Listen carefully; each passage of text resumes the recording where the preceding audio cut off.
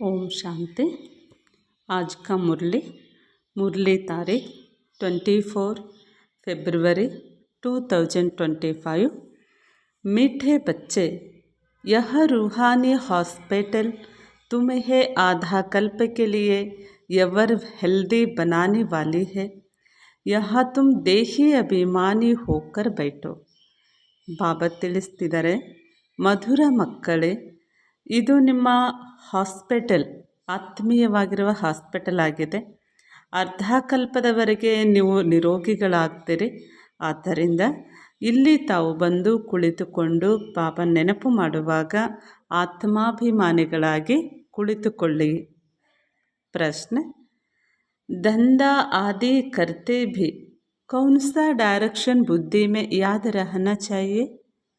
ಬಾಬಾ ಪ್ರಶ್ನೆ ಕೇಳ್ತಿದ್ದಾರೆ, ನಿಮ್ಮ ಕೆಲಸಗಳನ್ನು ಮಾಡ್ಕೊಳ್ತಾ ಇದ್ರು, ಕೆಲಸ ಕಾರ್ಯಗಳು, ನಿಮ್ಮ ಬಿಸ್ನೆಸ್, ನೀವೇನೇ ಮಾಡ್ತಾಯಿದ್ರು, ಬಾಬಾನ ಯಾವ ಡೈರೆಕ್ಷನ್ ಬುದ್ಧಿಯಲ್ಲಿ ನೆನಪಿರಬೇಕು? ಉತ್ತರ, बाप का डायरेक्शन है तुम किसी साकार व आकार को याद नहीं करो. ಬಾಬರವರ ಉತ್ತರ ಹೇಳ್ತಾನೆ ಬಾಬರವರ ಡೈರೆಕ್ಷನ್ ಆಗಿದೆ, ನೀವು ಮಕ್ಕಳು ಯಾವ ಒಂದು ಸಾಕಾರ ಆಗಲಿ ಆಕಾರ ಆಗಲಿ ನೆನಪು ಮಾಡ್ಕೊಳ್ಬಾರ್ದು. ಏಕ ಬಾಪ್ಗೆ ಯಾದ್ ರಹೆ, ಒಬ್ಬ ತಂದೆಯ ನೆನಪಿರಲಿ. ತೋ ವಿಕರ್ಮ ವಿನಾಶ ಹೋ, ಒಬ್ಬ ತಂದೆಯ ನೆನಪು ಮಾಡಿ ವಿಕರ್ಮ ವಿನಾಶ ಮಾಡ್ಕೊಳ್ಳಿ. ಇಸ್ಮೇ ಕೋಯಿ ಏ ನಹಿ ಕಹ ಸಕ್ತಾ ಕಿ ಪುರ್ಸತ್ ನಹಿ, ಬಾಬಾ ನೆನಪು ಮಾಡಲಿಕ್ಕೆ ಟೈಮೇ ಇಲ್ಲ, ಪುರ್ಸೊತ್ತಿಲ್ಲ ಅಂತ ಹೇಳಬಾರ್ದು. ಸಬ್ ಕುಚ್ ಕರ್ತೆ ಭೀ ಯಾದ್ ಮೇ ರಹ ಸಕ್ತೆ ಹೋ. ಎದ್ರು, ಕುಳಿತರು, ನಿಂತರು, ಕೆಲಸ ಮಾಡ್ತಾಯಿದ್ರು, ಅಡುಗೆ ಮನೇಲಿ ಕೆಲಸ ಮಾಡ್ತಾಯಿದ್ರು, ಹೊರಗಡೆ ದುಡಿತಾಯಿದ್ರು ಸಹ ಎಲ್ಲ ಕೆಲಸಗಳನ್ನು ಮಾಡಿಕೊಂಡು ಬಾಬರವರನ್ನು ಬುದ್ಧಿಯಿಂದ ನೆನಪು ಮಾಡ್ಬೋದು. ಆದ್ದರಿಂದ ಬಾಬಾ ನೆನಪು ಮಾಡಿ ಪುರ್ಸತ್ತಿಲ್ಲ ಅಂತ ಮಾತ್ರ ಹೇಳಬೇಡಿ. आज का वरदान है, वरदान संतुष्टता द्वारा सर्व से प्रशंसा प्राप्त करने वाले सदा प्रसन्न चित्त भव.